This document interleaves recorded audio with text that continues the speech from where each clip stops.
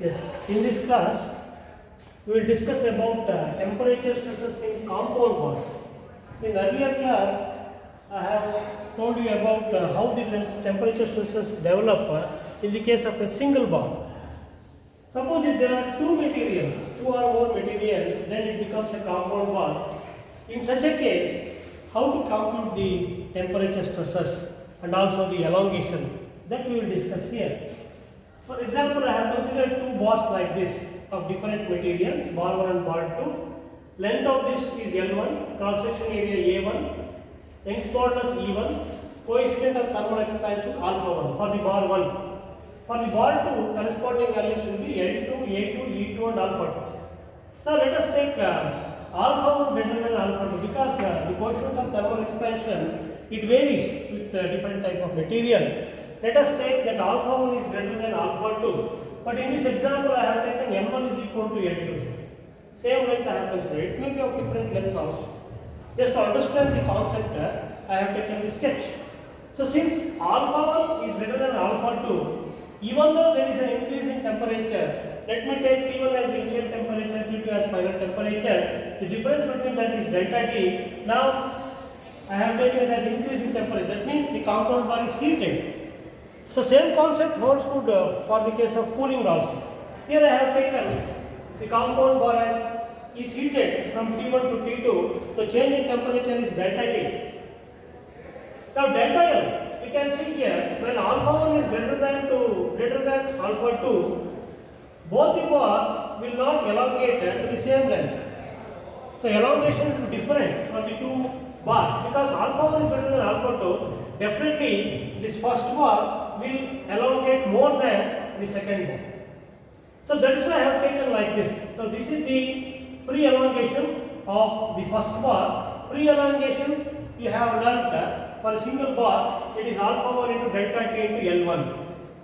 And for the second one, I have taken alpha 2, which is less than alpha 1. Therefore, it won't elongate this much. So the free expansion in the second case will be alpha 2 into delta T into L2. Suppose if there are only single bars, these are the elongations. But it is a compound bar. Since it is a compound bar, since it has to satisfy the strain compatibility condition as well as the equilibrium condition, so you will be having a common elongation line like this. So the common elongation, I have taken it as delta L. So delta L is the elongation of the compound bar. And whatever is there beyond this delta L, that I have taken as delta L1, and whatever is there beyond this L2, this is alpha 2 into delta T into L2, I have taken it as delta L2. So this is the common line. Now delta L is taken as the elongation of compound bar. I have written here alpha 1 into delta T into L1 is the free expansion of bar 1 taken separately. Alpha 2 into delta T into L2 is the free expansion of bar 2 taken separately. And this delta L1, suppose if you are applying a force P1 here, so what happens? This is elongated. So therefore, we have to apply a compressive force in the opposite direction to bring back to its equilibrium. So that delta L1, whatever is there strain here, that elongation from here to here, that is given by P1 L1 by A1 E1, which is a simple formula of a simple bar subjected to an axial force. Similarly, delta L2 will be P2 L2. So please observe here, this is compression, this will be tension because there is no external force acting on the compound bar. So external force is not given here, only temperature effect is considered. Therefore, if one force is compression, another force should be tension, and numerically they should be equal. So P1 and P2, they are numerically equal but opposite in nature. Corresponding stresses that are going to develop will be sigma 1 and sigma 2. Since P1 is compressive, sigma 1 also will be compressive stress, P2 is tensile, sigma 2 will be tensile stress. You know that sigma 1 will be P1 by A1, cross section area of this is A1, and sigma 2 will be P2 divided by A2. So our aim is to find out the stresses in these two bars, temperature stresses in these two bars, that is sigma 1 and sigma 2, and also how to calculate this delta L. That is the common elongation of the compound bar. So here I have taken sigma 1 as compressive temperature stress and sigma 2 as tensile temperature stress.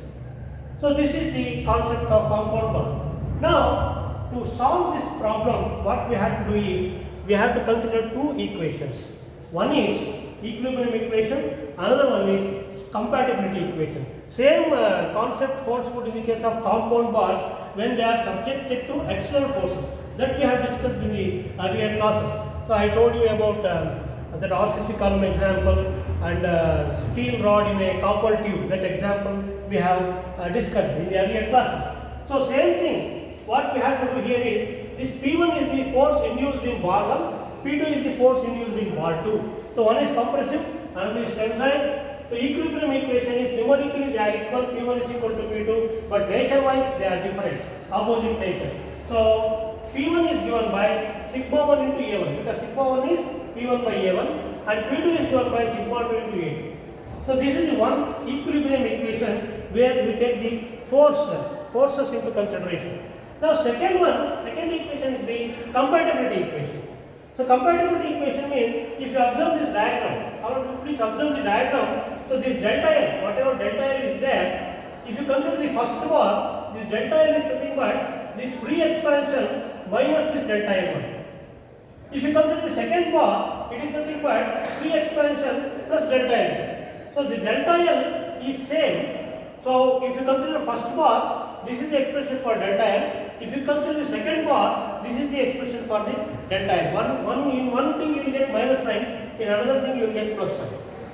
Now we know that delta L1 is P1 L1 by A1 E1, delta L2 is P2 L2 by A2 E2. Substitute that here. Once you substitute here, you know that this P1 by A1 is sigma 1, P2 by A2 is sigma 2. So you can replace that P1 by A1 by sigma 1, P2 by A2 by sigma 2. So this is the equation you are going to get. This equation is known as compatibility equation or strain compatibility equation. Of course, in terms of temperature stresses. Now here, in special cases, suppose if both the lengths are equal, L1 is equal to L2, then this all L terms will get cancelled. So you will be getting this equation. This I have taken as a second A. So this second A equation you can use only if the lengths of both the bars are same. If the lengths are different, then you have to use this second equation, L1, L2, separately we have to substitute. So these two are the equations from which we can obtain the values of sigma 1 and sigma 2. So there are two unknowns, we can find out those two unknowns using these two equations.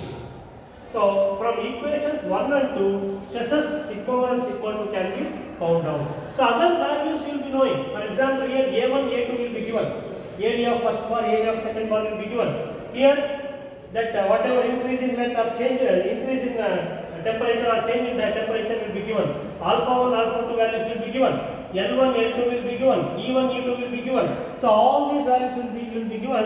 Only unknowns will be sigma 1 and sigma 2. Now let us take a problem.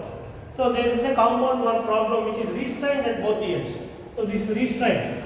Restrained means there is no deformation at this end. Here this is also restrained.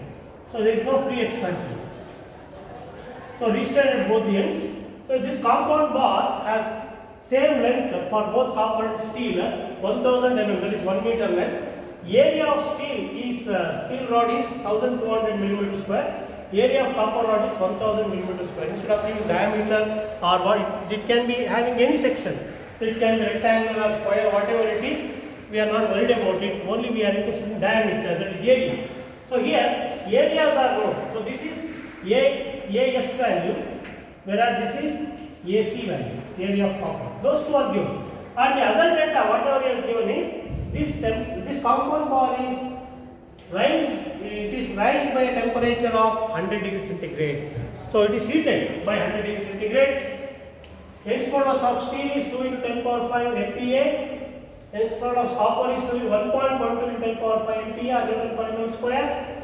Alpha S, coefficient of thermal expansion for steel, 12 into 10 power minus 6 per degree centigrade. Alpha C, coefficient of thermal expansion for copper, 18 into 10 power minus 6 per degree centigrade. So the question is, we have to find sigma S, sigma C, delta L, and also the axial force P that is equal to prevent this deformation. Suppose if you want to prevent the deformation, what is the force P that has to be applied? Like this. to prevent the deformation. You have to find out. Now here, if you observe the values, in this case, alpha C is greater than alpha S. That means elongation in copper is more than elongation in steel. So therefore, if elongation is more, compressive stress will develop. If elongation is less, tensile stress will develop. Therefore, here sigma C is compressive, sigma S will be tensile. Now, to find the values, we have to use these two equations 1 and 2. First equation is sigma C AC is equal to sigma S AS. Here, 1 is steel, 2 is copper, like that we have to take. So, if you substitute the areas, 1000 millimeter square is AC and 1200 millimeter square is AS. Substitute that value, you will get a relationship between sigma C and sigma S. Here, if you substitute and simplify, you will get sigma C as 1.2 times sigma S. This we call it as equation 1. Now, equation 2 is the compatibility equation. Since the lengths are equal here, L1 is equal to L2 is equal to L here, both the bars, they are having the same length. The second A equation we can use here. This is the equation. Here, for copper, you are going to get the negative sign because it is subjected to compressive. For steel, you are going to get the positive sign because it is subjected to tensile stress.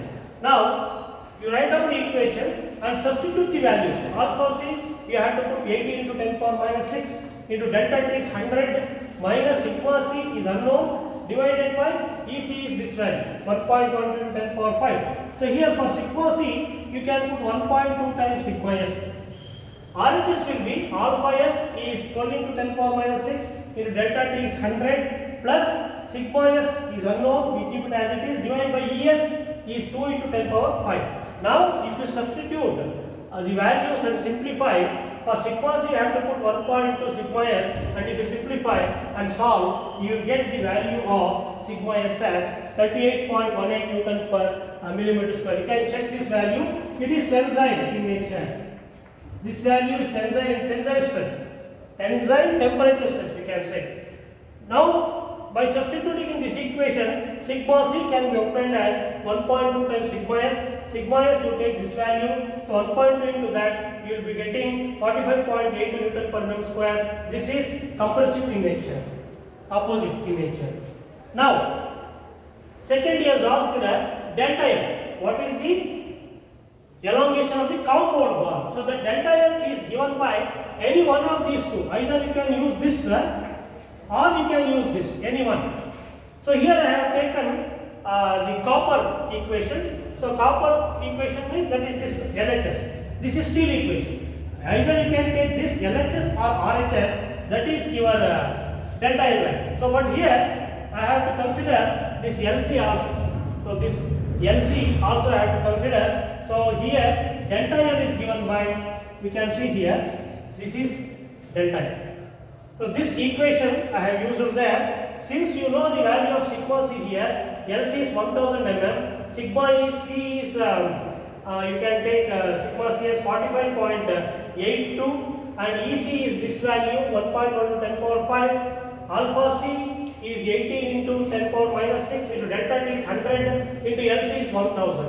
So if you substitute and simplify, you will get the deformation as 1.391 mm. So that is the deformation due to the temperature rise in the compound bar, net effect. It is a net effect. And another thing he has asked, what is the force that has to be axial force that has to be applied so that this deformation can be prevented.